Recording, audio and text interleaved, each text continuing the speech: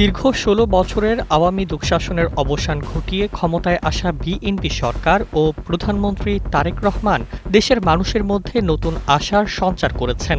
Family card, কৃষক card সহ একের পর এক জনবান্ধব উদ্যোগ সেই আস্থাকে আরও মজবুত করতে শুরু করেছে। কিন্তু বিশ্লেষকরা বলছেন, প্রধানমন্ত্রীর এই ইতিবাচক যাত্রায় বাধা হয়ে দাঁড়াতে পারে দেশের আর্থিক খাতে হাসিনা গংদের পুনরায় অনুপ্রবেশ চেষ্টা। বিশ্লেষকরা সতর্ক করে বলছেন, একটি কুচক্রী গোষ্ঠী প্রধানমন্ত্রী তারেক রহমানের আশেপাশে সুচতুরভাবে অবস্থান নিয়ে আর্থিক খাত দখল ও নৈরাজ্য চালানোর অপকৌশল নিচ্ছে।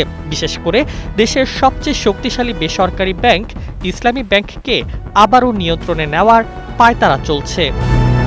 বিশ্লেষণে দেখা যাচ্ছে, পলাতক শেখ হাসিনার ঘনিষ্ঠ ব্যবসায়িক গোষ্ঠী এস আলম গ্রুপ আবার দেশের সবচেয়ে বড় বেসরকারি শরিয়া ভিত্তিক ব্যাংকটির নিয়ন্ত্রণ নিতে তৎপর হয়ে উঠেছে।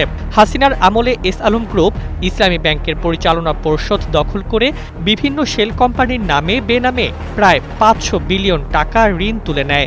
এর ফলে ব্যাংকটির মোট খেলাপি ঋণের ৪৭% এস আলম সংশ্লিষ্ট প্রতিষ্ঠানগুলোর দখলে, যা দুর্নীতি দমন কমিশনের একাধিক মামলায় উঠে এসেছে।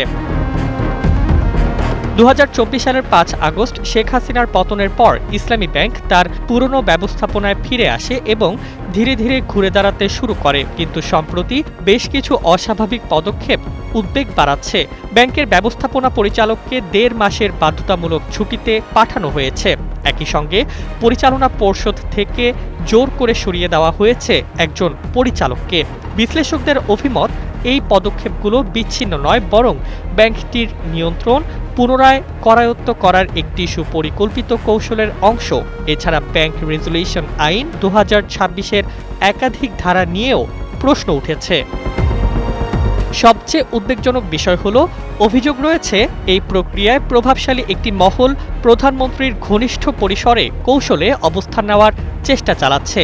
সিঙ্গাপুর, লন্ডন ও দুবাইয়ে পলাতক এস আলম গ্রুপের শীর্ষ ব্যক্তিরা দেশে ফিরে বিভিন্ন প্রতিষ্ঠানে পুনরায় প্রভাব বিস্তারের পথ খুঁজছেন বলেও মনে করা হচ্ছে। বিশ্লেষকরা বলছেন, এই চক্রান্ত সফল হলে শুধু ইসলামী ব্যাংক নয়, পুরো আর্থিক খাতই ঝুঁকিতে পড়বে। কোটি আমানতকারীর টাকা বিপন্ন হবে। নতুন সরকারের অর্থনৈতিক স্থিতিশীলতা ও জনবিশ্বাস ভেঙে পড়বে। যে সরকার জনগণের আশা জাগিয়েছে, সেই সরকারেরই ভিত্তি দুর্বল হয়ে যাবে। প্রধানমন্ত্রী তারেক রহমানের কাছে বিশ্লেষকদের সতর্কবার্তা স্পষ্ট। আর্থিক খাতে কোনো রাজনৈতিক হস্তক্ষেপ বা লুটেরা গোষ্ঠীর অনুপ্রবেশ যেন না হয়, হাসিনা আমলের লুটপাটের পুনরাবৃত্তি যেন না ঘটে। নতুন সরকারকে এখনই সতর্ক পদক্ষেপ নিতে হবে, অন্যথায় জনগণের আশা আবারও হতাশায় পরিণত হতে পারে। News desk, ২১ television.